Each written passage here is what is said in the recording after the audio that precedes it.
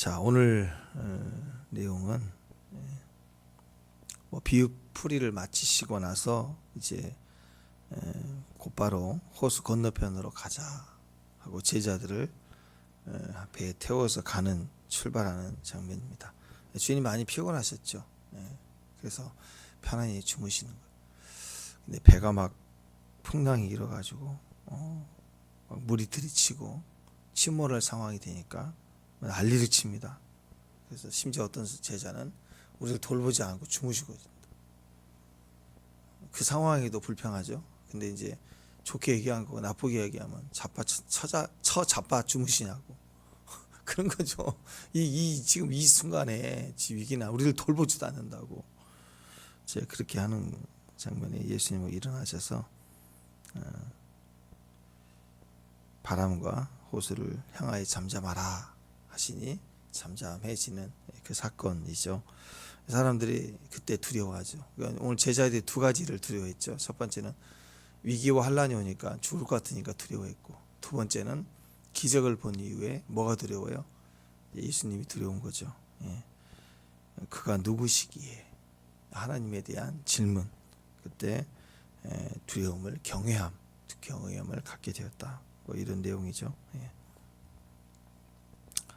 예수님이 제자들을 왜 꾸짖으셨을까? 당연하죠. 이 모든 것의 이유는 환경, 풍랑, 바람 이게 아니라는 거죠. 결국 믿음이라는 거죠. 믿음이 없으니까 두려운 거고, 믿음이 없으니까 불평하는 거고. 주님은 왜 그걸 몰랐을까? 주님 왜 몰랐어요? 주님은 이미 다 하셨죠. 출발할 때부터 그럴 거 다 하셨죠. 그런데도 주무셨다. 그 말은 뭐예요? 믿음이 있으면 당연히 쉴 때 쉬는 거. 밤이다. 그럼 자자. 그런 거죠. 쉼이 된다라는 거고, 믿음이 없으면 쉴 때도 쉴 수 없는 이유를 대고 못 쉬는 거예요. 풍랑이다. 바위다. 고기가 없다. 물이 없다. 부추도 없다. 그래서 없는 것만 맨날 들이대고 잠 못 자는 거예요. 불안해. 꼭 바다에, 호수에, 바람에 그것만이 아니라 인생의 모든 게 그래. 잠 못 자는 사람들은 다 이유가 하나씩 있어요. 그것 때문에 불안해서 잠을 못 자고, 하나님 왜 우리를 돌보지 않냐고 막 이런 거죠. 우리 모습 아니겠습니까? 우리 정말 중요한 답이 있죠. 예수님 누구신가? 몰랐다는 거죠. 그러니까 불안했던 거예요. 기적을 경험한 이후에 또 그가 누구이시기에 또 그러잖아요. 그래서 또 불안해. 그러니까 결론은 이거예요. 기적 이전이나 기적 이후나 예수님 누군지를 정확히 모르면 막 두려운 거예요. 계속 두려울 수밖에 없는 거예요. 예수님이 누군지 잘 모를 수도 있죠. 그 감격과 위대하심을 볼 때 우리는 하나님을 안다고 하지만 주님을 나타내실 때는 누구도 만족할 수 없어요. 두려워요. 그게 경외함이에요. 그러니까 두려움은 항상 있다는 거죠. 그럼 뭘 알아야 돼요? 기적 이전이나 이후나 상관없이 풍랑이 일 때 또는 일지 않을 때 상관없습니다. 우리 배에 예수님이 함께하고 계시다. 그거 잊지 말라. 그게 믿음이라는 거죠. 그것이 믿음이다. 오늘 주제는 그거예요. 그것만 붙들고 가라. 다시 정리합니다. 제자들은 무엇으로 인해서 두려웠는가? 요동치는 파도. 그냥 환경 하나 갖다 놓으면 벌벌 떨고 난리를 치는 거죠. 원망하고 뒤집어지는 거. 이유가 왜 진짜 이유는 환경이 컸기 때문이 아니라 우리 안에 믿음이 없었기 때문이다. 믿음 없는 사람의 특징, 원망합니다. 불평합니다. 그걸 인해서 두려워합니다.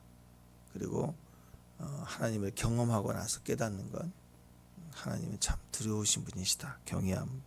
큰 광풍과 물결을 경험했을 때 두려움보다 주님을 메시아로 인한 경험, 메시아로서의 경험은 진짜 두려움이 크다. 믿음은 가능성 정도로 이해하는 게 아니라, 믿음 그러면 두려워해야 돼요. 이거 한마디 잘못하면, 말 한마디면 어마어마한 일이 벌어질 수 있다. 마치 다이너마이트나 무슨 폭탄 갖고 있는 것처럼, 이거 터뜨리면 큰일 난다. 그러면서 가지고 있는 것처럼 믿음의 역사, 믿음의 정도는 믿음에 대해서 하나님이란 이름, 예수의 이름, 이런 것들에 대해서 두려움이 있어야 돼요. 11조, 또 주일 성수, 새벽 4시간, 이런 것들, 주님과의 교제하는 시간. 이게 단순히 이 곡 하나, 이게 단순한 게 아니라고. 이게 경외함이 있어야 돼. 수도 없이 반복하면서 우리는 그 이름의 능력을 믿고 신뢰할 수 있어야 된다는 거죠. 인생을 살면서 우리가 많은 폭풍을 만납니다. 여러분, 이건 사실이에요. 사실입니다.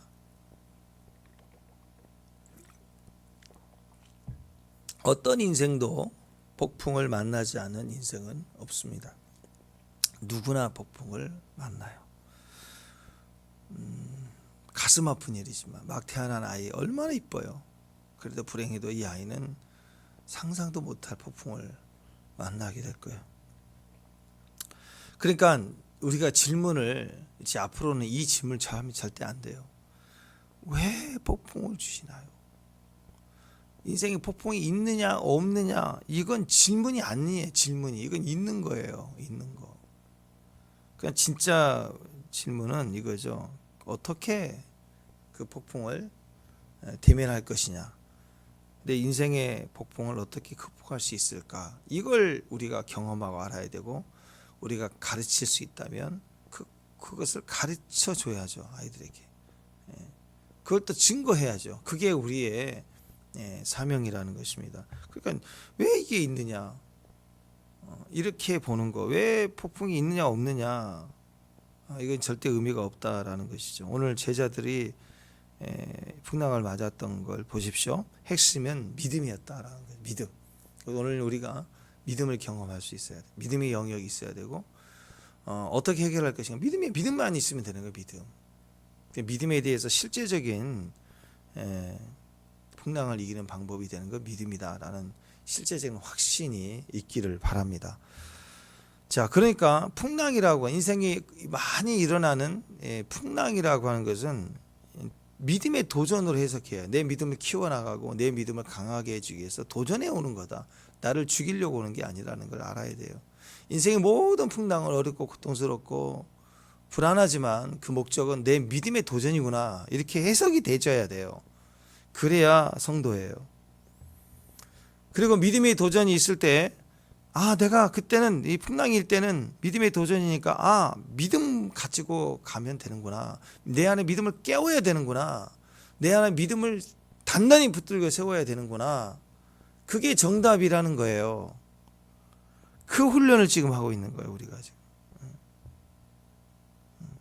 축복합니다. 그래서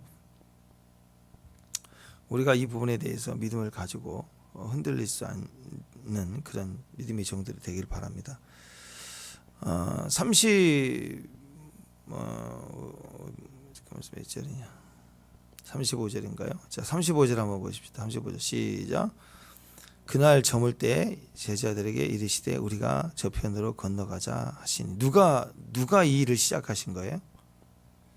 제자들이 갑시다 하고 가는 게 아니고, 예수님이 제자들에게 마치 가자 하고 명령할, 가도 되고 그게 아니라 가자 해서 배를 태우시고, 예수님의 배예요. 태우시고 같이 가는 거예요. 예수님이 가자고 하시는, 가라고 하시는 길을 가는데 왜 이런 일이 벌어지느냐. 자, 중간 생략 다 하고요.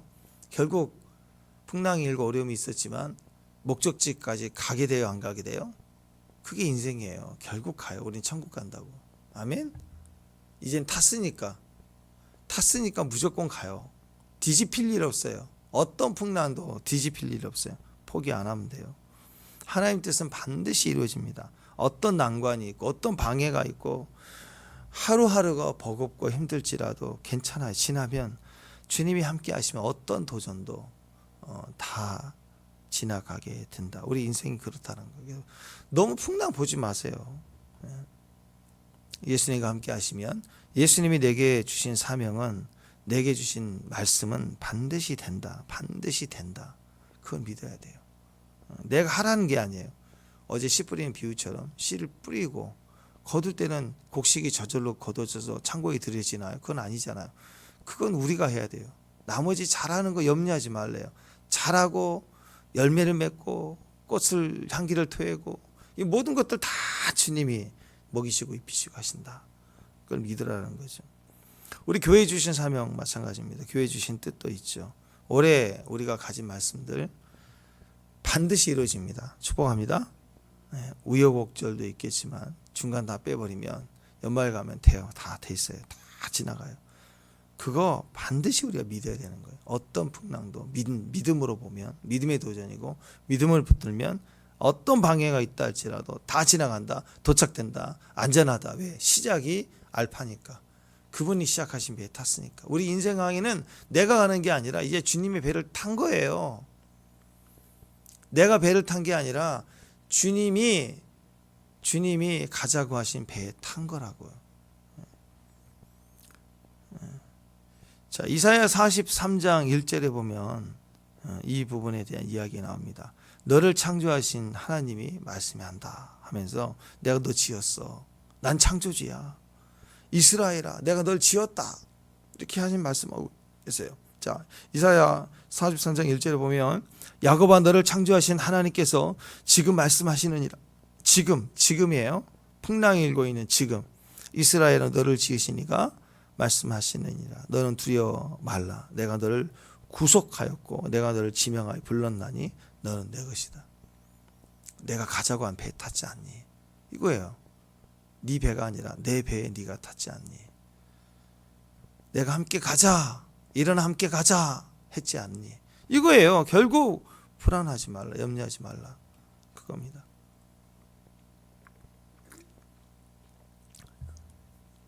지금 이 모든 상황이 하나님이 말씀해 주시는 하나님의 상황이고 이 말씀이 바로 명령이에요. 창조주 하나님의 명령. 그러니까 하나님이 창조하셨는데 하나님이 명령하시는데 못할 게 뭐냐? 다 할 수 있다. 걱정하지 마라. 온 우주를 주관하시고 창조하신 하나님. 말씀만 하면 온 우주를 창조하셨던 하나님이 이제 내가 너에게 말한다. 온 우주를 창조하신 하나님이 이제 너에게 말한다. 그러면 그 순간 우리 안에 세팅이 돼야 돼요. 성경을 읽을 때 이게 하나님 말씀이거든요. 아멘. 진짜 하나님 말씀이에요. 그러니까 말씀을 읽을 때 딱 내 안에 창조주 온 우주를 주관하신 하나님이 내게 말씀하신다. 이럴 때 우리가 딱 들을 때 이 안에 세팅이 돼야 돼. 딱 맞아. 전능하신 하나님이야. 못하실 게 없지. 이 믿음으로 이 안에 세팅이 딱 돼야 돼. 말씀이 내 안으로 쑥 들어와서 세팅이 돼야 돼요. 우리에게 주시는 말씀이 뭐냐? 두려워하지 말라. 내가 너를 구속했다. 너를 구원했다. 너를 지명하 불렀다. 너는 내 것이다. 내가 함께한다. 아멘. 축복합니다. 예. 근데 그 정도가 아니에요. 하나님은 너는 내 것이다. 그러면서 그것에 대한 설명을 또 계속해줘요. 왜냐하면 우리 너무 경험이 없어요. 이런 경험이. 자, 여러분 생각해 보시죠. 누가 인생을 살면서 누가 여러분에게 두려워하지 마.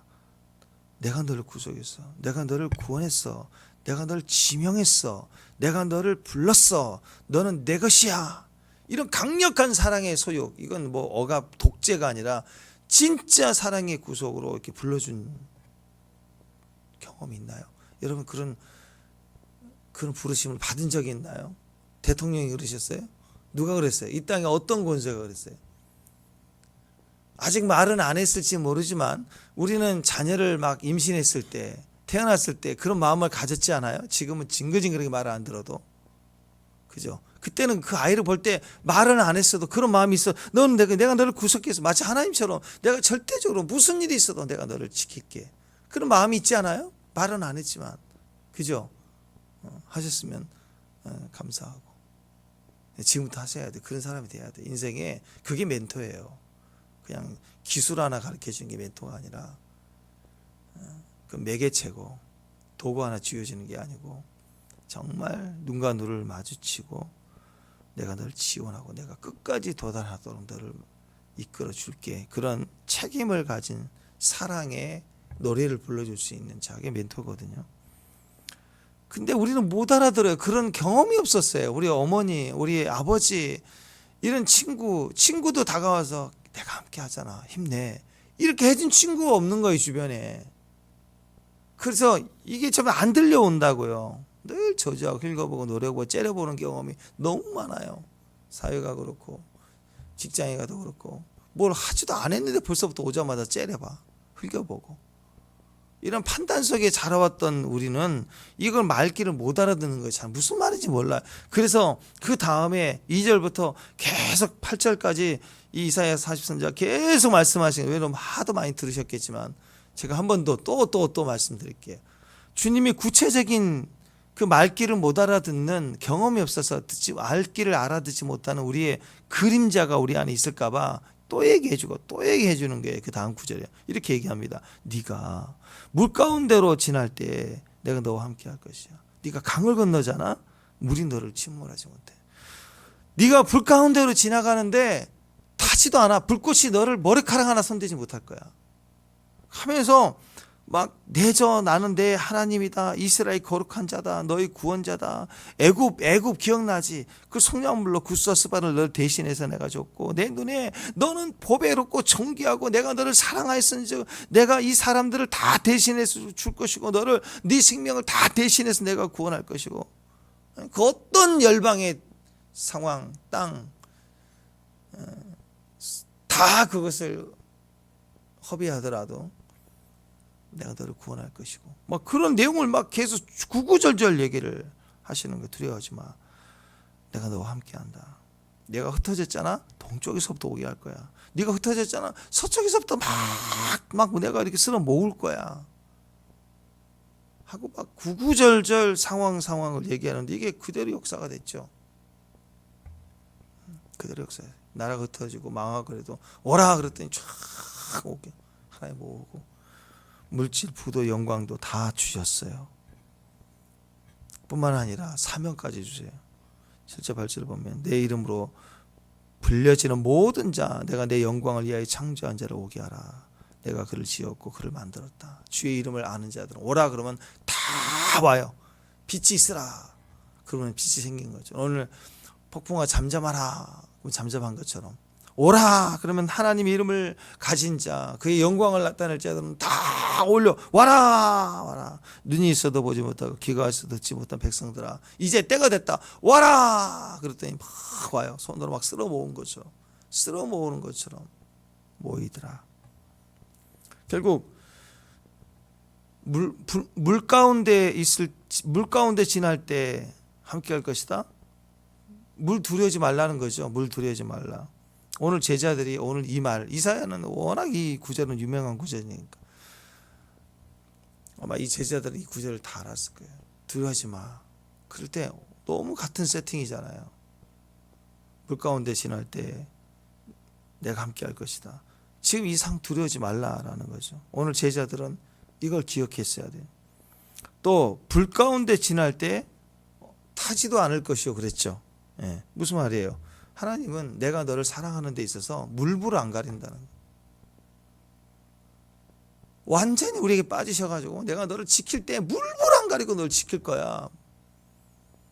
그런 사랑을 하시는 거예요. 지금 우리 인생 가운데 제일 무서운 것 중에 하나가 물이잖아요. 물. 또 하나가 불이잖아요. 지금요 전 지구상에 일어나는 재난들 보세요. 다 물불이에요. 물불. 제일 무서운 거거든요. 전쟁보다 더 무서워요. 지금 전쟁이 일어났다고 무서워. 예, 물론 전쟁도 무섭고 두렵죠. 근데 전쟁은 가능성이 있는 게 멈출 수 있어요. 어떤 식으로 합의하면 푸틴이 미쳤다. 안 할 거야. 그럼 또 안 해요. 미쳐가지고 하자. 그러면 또 전쟁도 일어나지만 에이 내가 안 해야지. 그러면 또 안 해요. 또 제거되면 또 안 돼. 멈출 수도 있는 거고. 근데 이 물불은요. 시작도 모르고 끝도 모르는 거예요. 언제 매번 어떻게 터지는지도 모르게 온 지구상이 난리예요. 난리.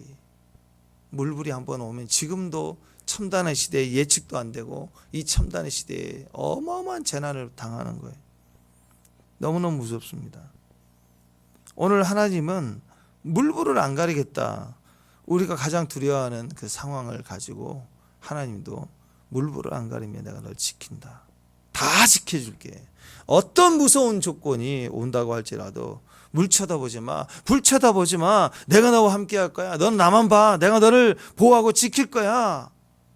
그러니까 지금부터 물불 쳐다보면 믿음 없는 거예요. 주님만 바라보는 거 그걸 믿음이라고 합니다. 믿음. 주님만 바라보는 거. 항상. 근데 주님 어떻게 바라보죠? 물불은 눈에 보이는데 참 감사하게도 우리 뇌는요, 이 눈깔이라는 렌즈로 보는 것만 인식하는 게 아니라 앞에 없어도 상상을 하거나 그림을 그리면 우리 뇌는 앞에 있는 것처럼 똑같이 봐요. 눈에 있는 렌즈로 사물을 빛을 보거든요. 빛을 인지해서 이 망막을 통해서 이미지, 뇌 신호로 받아들여서 뇌가 인식을 하는데, 앞에 없어도 우리가 그리면 뇌는 신호를 동일하게 받아서 인식을 해요. 그래서 오렌지, 레몬 말할 때 인간은 말을 하면 그림이 그려집니다. 똑같이 있는 것처럼 뇌는 인식을 해요. 두렵다, 무섭다, 그럼 똑같이. 그러니까 산에 칼, 돌로 이렇게 산 나무 깎아가지고 우상을 숨기는 게 꼭 가서 그 자리에 있지 않아도, 그 자리에 안 있어도 여기서 상상으로 망상하고 엉터리를 막 좋아하고 숭배하고 행복할 것처럼 바라보고 이미지를 만들어내면 뇌는 똑같이 우상 숭배로 받아들이는 거예요. 영적 세계도 마찬가지예요. 그래서 내 안에 뭐가 있느냐에 따라서, 어떤 언어가 있느냐에 따라서 상상하게 돼 있어요. 한 번도 본 적이 없는 그 우상을 여러분이 상상하고 숭배할 수 있을까요? 안 그래요.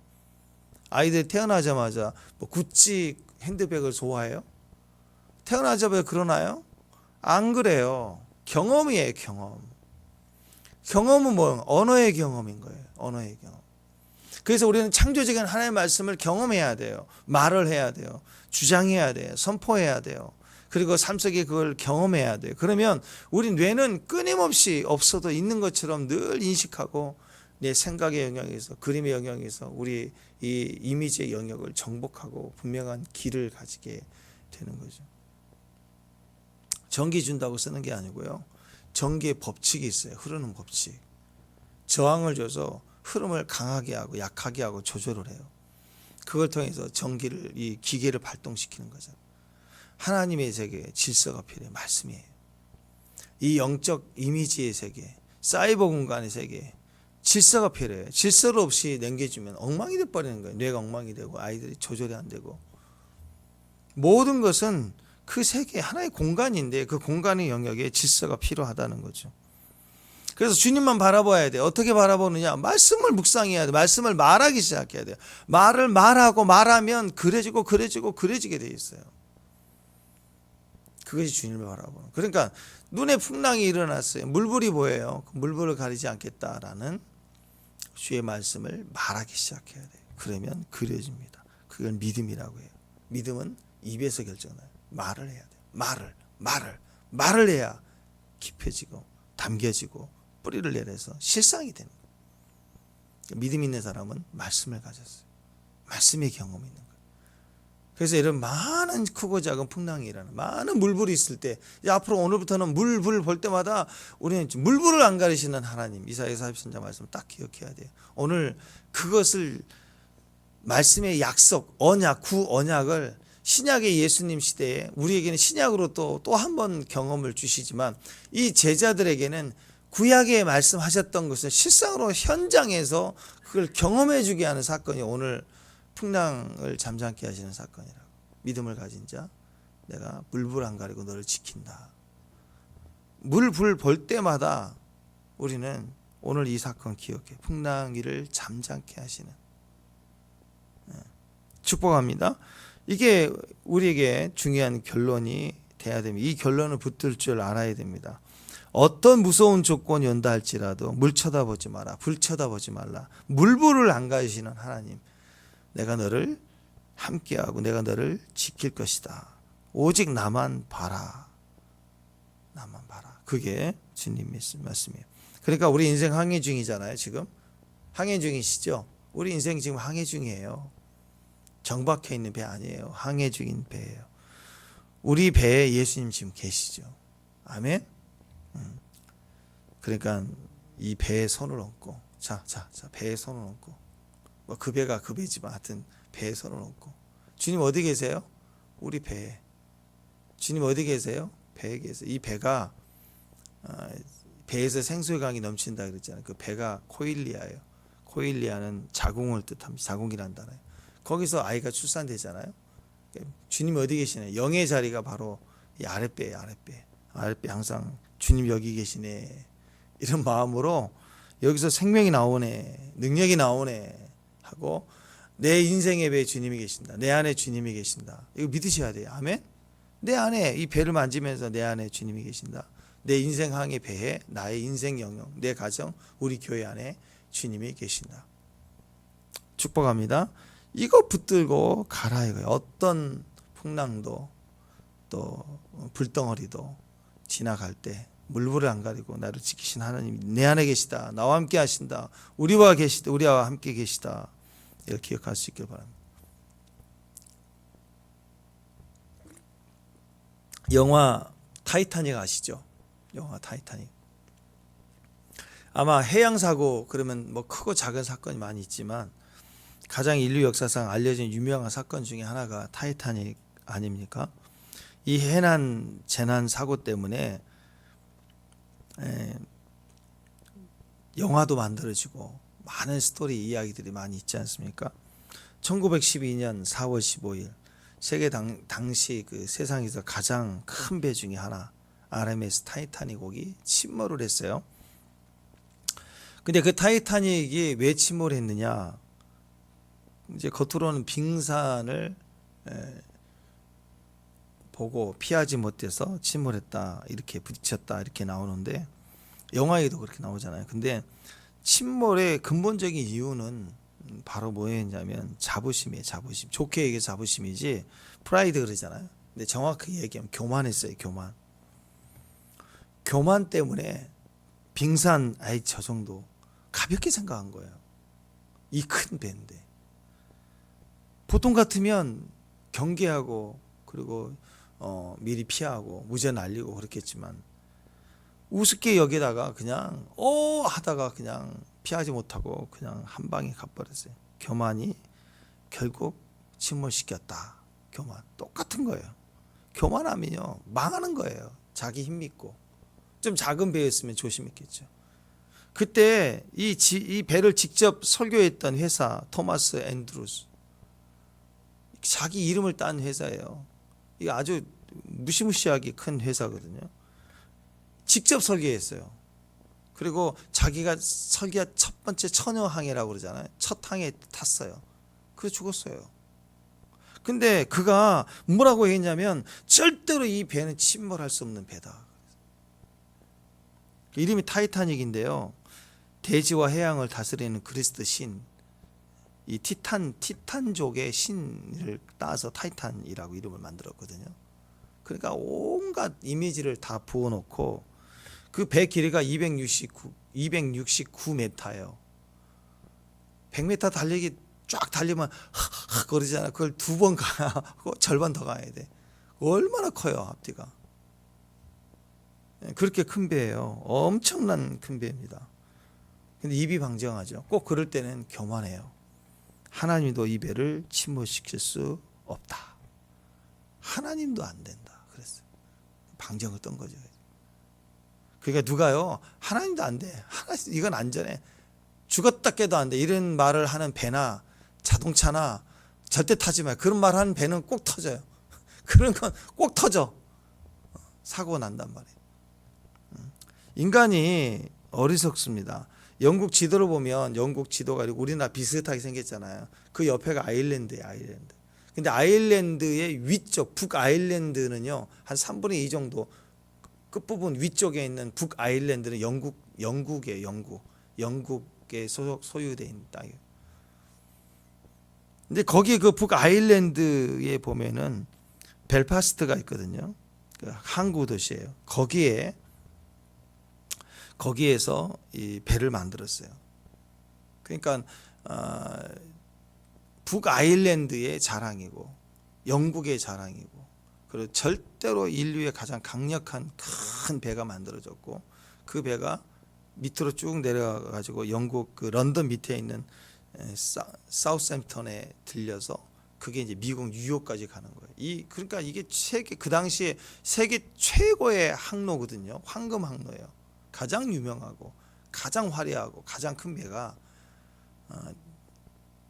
대양을 지나가서 출항을 한 거예요. 얼마나 많은 자랑이 됐을까요? 근데 이 배가 일요일 날, 주일 날 저녁 11시 40분에 빙산을 부딪히거든요. 그리고 2시간 40분 만에 완전히 침몰했는데 자정을 넘기고 월요일 날 무너졌단 말이에요. 그 일주일 뒤에 돌아오는 일주일이죠. 일주일 되는 주일날 그 소식을 듣게 되잖아요. 가족들이나. 그러니까 그 배가 만들어졌던 벨파스트 항구에 그 조선소 옆에 있는 장로교회에서 예배를 그날 드리는데, 그 배를 만든 사람들 중에 최고 지도자들 16명이, 그러니까 그 배가 완성될 때까지 그 항구 도시에 있는 교회를 다니면서 교회를 나오면서 배를 지었을 거 아니에요. 그 책임자들이 다 탔거든요. 이 배는 절대 안 무너진다. 그러니까 교회 입장에서는 그 교회 교인들, 다니는 교인들을 16명이나 지도자가 다 그 배를 타서 다 죽었으니 얼마나 마음이 아프고 슬퍼요. 그죠? 그때 그 첫 번째 주일날 그 교회 주일 예배 때 담임 목사님이 하신 설교가 오늘 이 본문이에요. 오늘 본문 똑같은 본문이에요.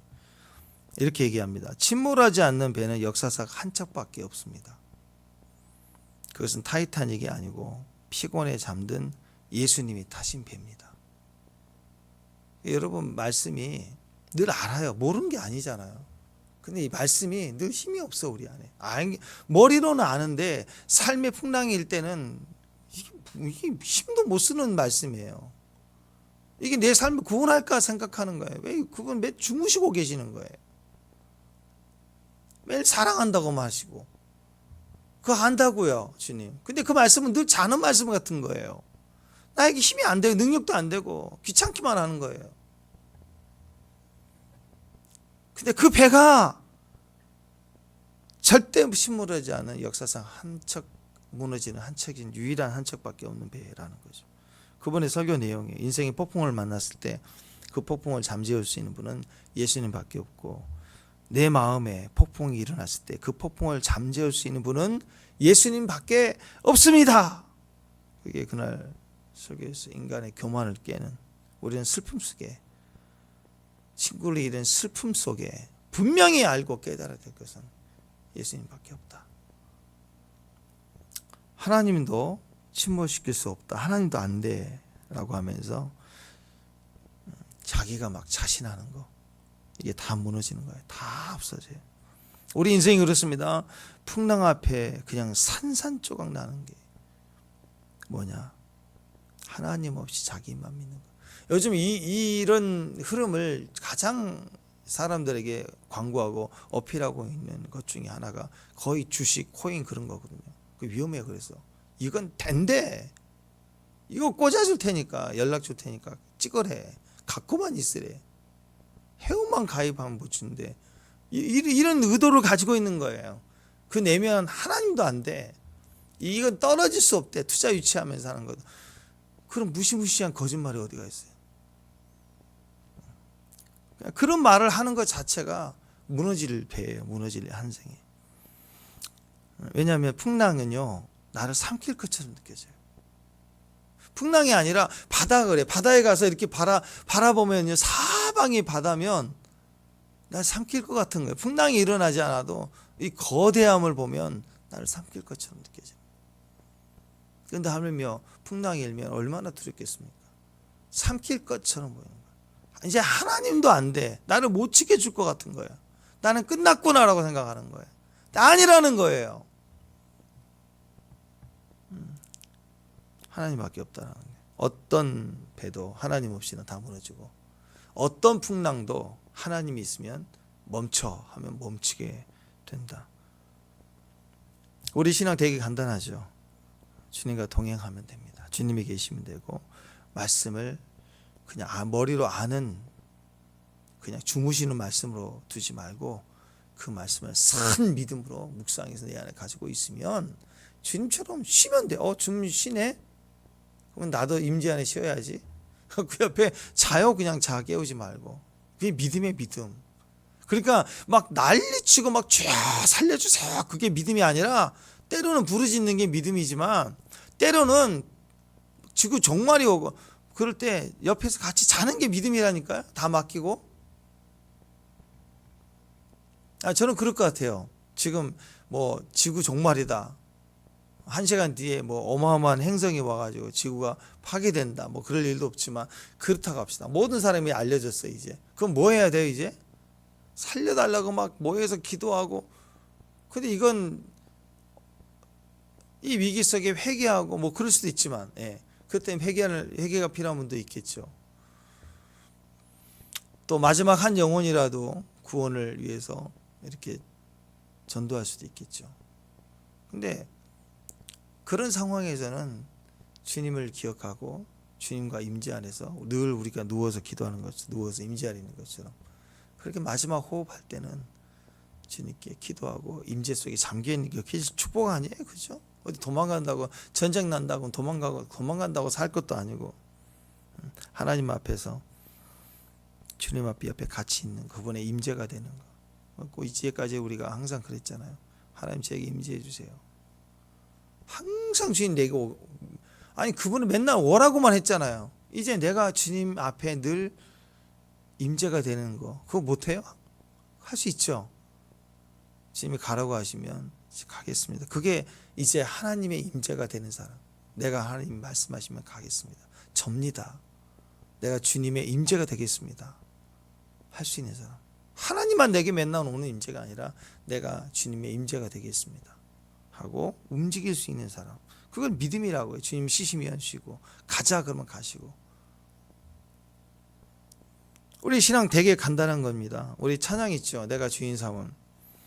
내가 주인 삼은 모든 것 내려놓고 내 주 대신 주 앞에 나가 내가 사랑했던 모든 것 내려놓고 주님만 사랑해. 그 다음에 주 사랑 거친 풍랑에도 깊은 바다처럼 나를 잠잠케 해. 주 사랑 내 영혼의 반석 그 사랑 위에 서리. 반석 말씀 위에 내가 단단히 서간다. 그럼 어떤 거친 풍랑 깊은 바다도 잠잠케 하신다 하고 주님께 맡길 수 있는 거. 어떤 풍랑이 오더라도 우리 주님은 물불을 안 가르신다. 그걸 기억하시면 좋겠습니다. 그래서 우리 안에 믿음이 없어도 말씀은 있잖아요. 그죠? 힘이 없어 주무시는 말씀이지만 그래도 말씀이 있잖아요. 머리는 생각을 하잖아요. 그래서 이기는 거예요. 그거라도 깨워야죠. 그거 붙들어야죠. 그거 붙들고 가야죠. 저는 이렇게 생각합니다. 주님이 왜 주무셨을까? 가자 하고 제자들 데리고 가시는데 주님 왜 주무셨을까? 피곤하셨겠죠. 계속 가르치시고. 근데요, 근본적인 것은 왜 주무셨을까? 이걸 다 하셨는데 왜 주무셨을까? 뭐 제자를 시험하기 위해서. 그것도 있을 거예요. 풍랑이 왜 일어났을까? 걸어서 집 않고 바로 앞에서 군대 귀신이 있으니까 도전이 오는 거죠. 다 그래 이유가 있어요. 이유가. 근데 진짜 이유는 지금 왜 주무셨을까? 누구도 교제 안 해주니까. 주님 정말 피곤해. 너무 피곤해서 가야지. 주무시려고 하는데 요한이 품에 안기면서 주님 근데요 아까요 그래서 이것도 물어보고 저것도 물어보고 또 그러면 주님이 나 피곤하다 그러실 것 같아요. 주님은 엔들리스 교제예요. 그분은 밤새고 기도해요. 교제에 능해. 중신 거라고 생각하잖아요. 쉬면서 영으로는 아버지와 만났을 것 같아요. 주님은 주님을 만나든 우리를 만나든 가난한 자를 만나든 대적자를 만나든 주님은 늘 만남의 광장이거든요. 아마 제자들 중에 여러 명 중에 한 분이라도 주님 배려해서 이렇게 모셔뒀겠지만 그러나 주님과 있는 시간 너무 좋아서 이 얘기 저 얘기 그 마리아처럼 막 이 얘기 저 얘기 쫑알쫑알 거렸으면 주님 주무시지 않고 계속 교제하고 즐거웠을 것 같아요. 주님을 깨우는 사람이 얼마나 축복인 줄 알죠. 말씀은요 내가 깨워야 돼요. 말씀과 교제해야 돼요. 그 말씀이 쉬고 있을 일이 없어요. 말씀이 옆에서 푹 늘어져서 주무실 일이 없어요. 말씀은, 내가 하는 말씀은 그냥 알고 암송하고 두는 말씀이 아니라, 말씀은 내가 자꾸 입으로 말하고 교제해야 될 말씀이에요. 중얼중얼거리고 중얼중얼거리고. 집에 있으면 이제 아들들은 좀 그렇긴 한데 딸들은 지금 그런 맛이 있는 것 같아요. 하루 종일 쉬지 않고 쫑알쫑알쫑알쫑알거려요. 시끄럽게. 그게 이제 교제의 귀재죠, 교제. 여러분 그렇습니다. 쫑알쫑알거리는, 주님과 쫑알쫑알거리고 묵상하고 막 외치고 불러대고 하는 그 말씀이 쉴 틈이 없는 거예요. 말씀이 나와 계속 교제하니까. 인생은 흔들릴 수 있습니다. 비바람, 풍랑 일어날 수 있습니다. 그러나 그때 말씀이 있다. 주님 함께 계시다. 그게 능력입니다.